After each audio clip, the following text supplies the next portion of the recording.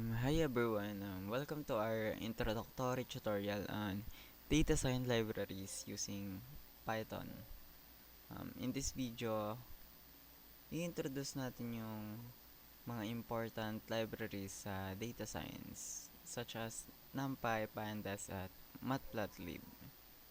So, ang goal natin dito ay ipakita kung para saan ginagamit yung bawat library at kung paano sila gumagana gamit ang mga basic examples natin. So, mag-start tayo sa NumPy. So, ayan. Gagamit tayo ng NumPy dito para mag-analyze tayo ng customer feedback data. So, ayan. Magsisimula tayo sa pag-process ng mga star ratings. So, ito. Mag-import tayo ng NumPy. Import NumPy as np. Yan, in-import natin yung NumPy library. So, ready na tayo mag-work with arrays. For computation kasi yung NumPy. So, ayan. Let's load our raw data. So, mag-type na tayo stars. Then, np.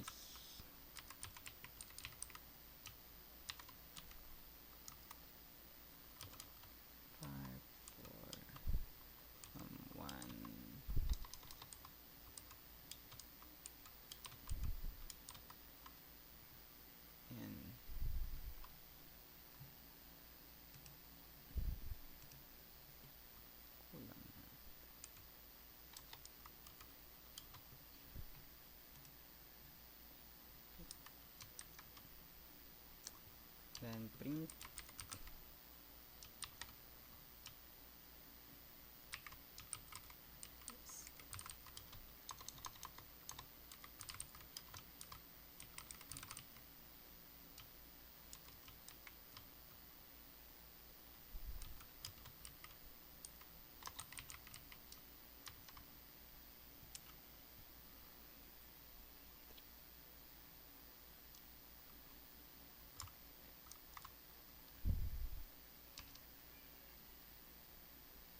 Ayan.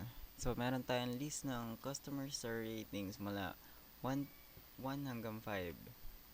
So, in-store natin ito sa isang NumPy array para ma-process ang data ng sabay-sabay. So, next, i-convert naman natin to yung star ratings natin into percentage.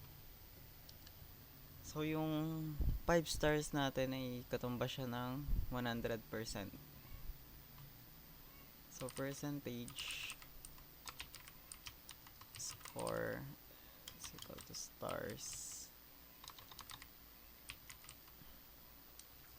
multiplied by 20. Then print satisfaction.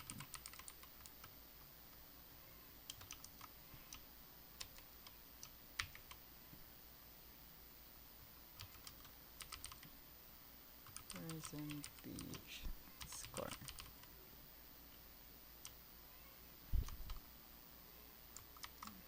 Check natin.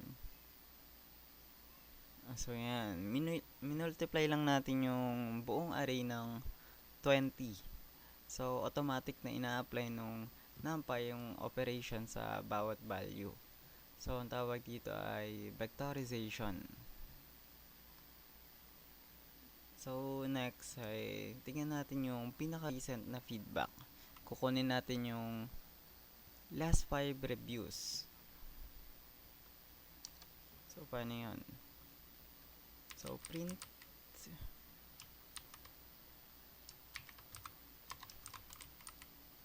most recent reviews.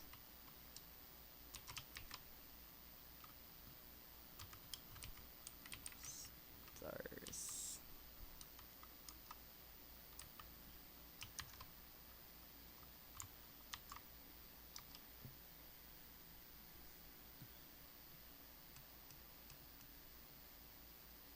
Yan.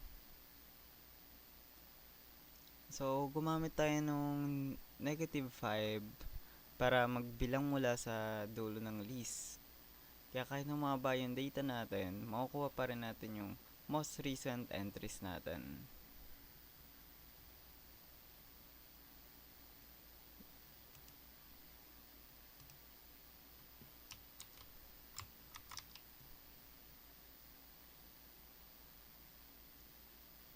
Ayan, most recent reviews natin.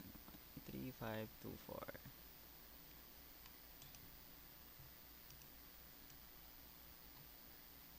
Then, ngayon naman, check natin yung server performance natin. So, type response time.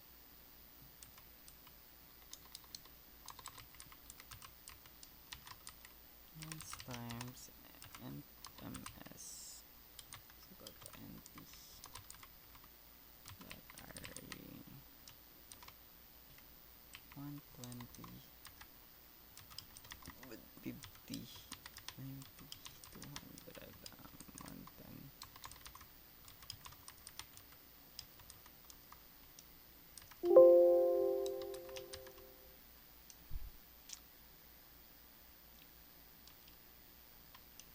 Ayan, tapos average response.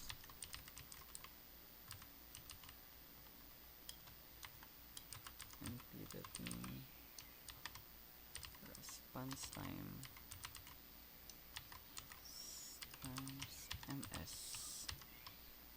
That means slowest.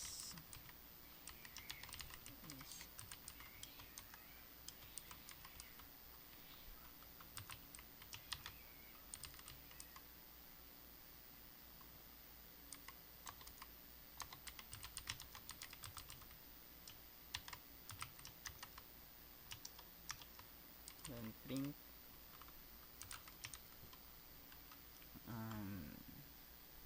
print lang natin average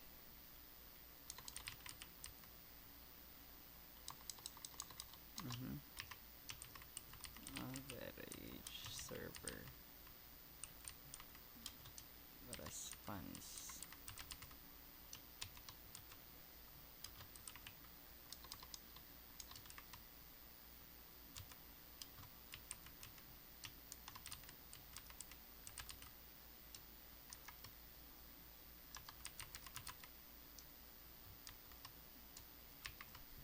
Slowest response.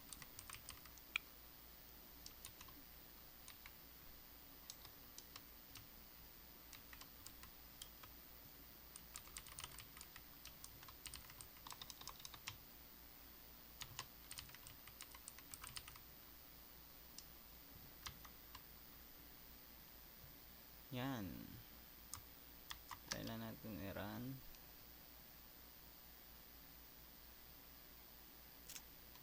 So ito, ginamit natin yung np.min para sa average response time at np.max para makita ang pinakamabagal na response natin. So next, finally, mag-solve tayo ng isang real business problem. So ayan, hanapin natin yung mga unhappy customers. So type lang review scores is equal to, yan yung ano natin, yung ratings natin. So 4.5, 3.0, 1.5, 5.0, 2.0 at 4.0. Then score ARR np.array review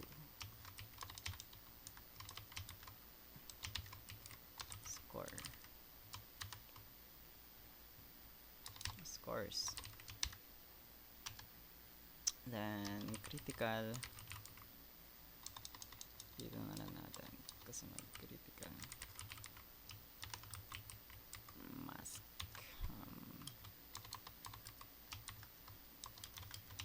score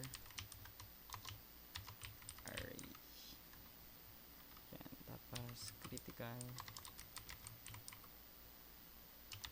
mass. Ay, dapat pala magana tayo dito. 3.0 is less than 3.0.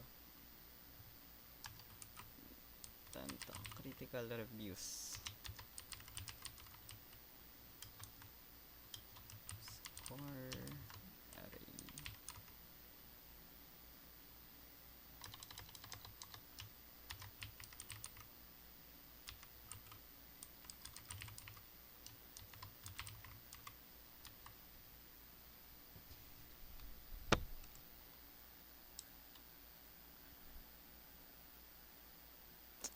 Yan.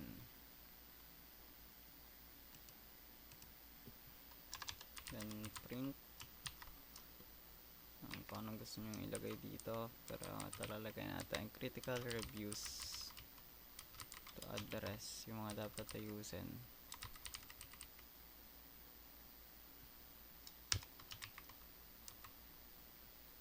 So yan, tas critical mali, critical reviews.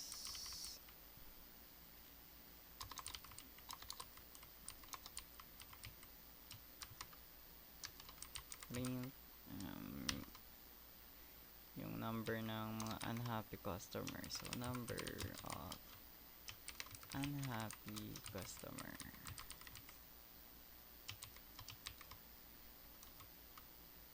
And then critical mass. Critical reviews pala to. Critical reviews. So len critical reviews then. Yan. Sana walang error. Yan.